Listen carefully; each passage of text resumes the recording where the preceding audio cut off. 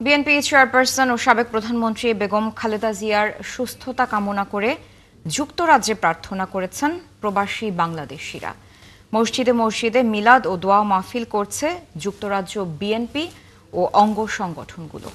বেগম খালেদা জিয়াকে চিকিৎসার জন্য লন্ডনে নিয়ে যাওয়া হলে সব সহযোগিতা দিতে প্রস্তুত যুক্তরাজ্য বিএনপি। একথা জানিয়েছেন দলের নেতাকর্মীরা।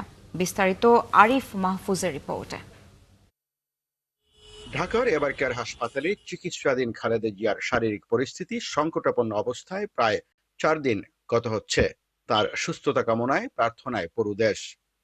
দলমত নির্বিশেষে বহির্বিশ্বে থাকা প্রবাসীরাও বিএনপির চেয়ারপারসনের সুস্থতার জন্য প্রার্থনায় সময় কাটাচ্ছেন। যুক্তরাজ্যের প্রতিটি শহরে মসজিদে মসজিদে চলছে মিলাদ, দোয়া ও খতমে কোরআন। যুক্তরাজ্য বিএনপি ও অঙ্গ সহযোগী সংগঠন প্রতিটি শহরেই প্রার্থনার আয়োজন করছে নিয়মিত।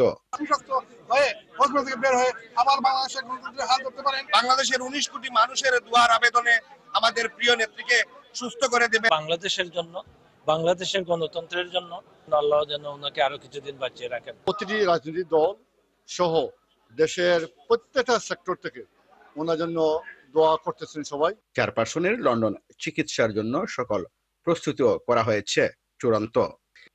এ বিষয়ে সকল সহযোগিতা করার জন্য যুক্তরাজ্য বিএনপি প্রস্তুত বলে জানিয়েছেন দলের নেতারা। যদিও ম্যাডাম এই যুক্তরাজ্যে আসেন, যুক্তরাজ্য বিএনপি প্রস্তুত রয়েছে এবং কেন্দ্রীয় বিএনপির যে সিদ্ধান্ত আসবে, আমাদেরকে যে কার্যক্রমের জন্য আমাদেরকে নিযুক্ত করা হবে, যুক্তরাজ্য বিএনপি সম্পূর্ণ প্রস্তুত রয়েছে।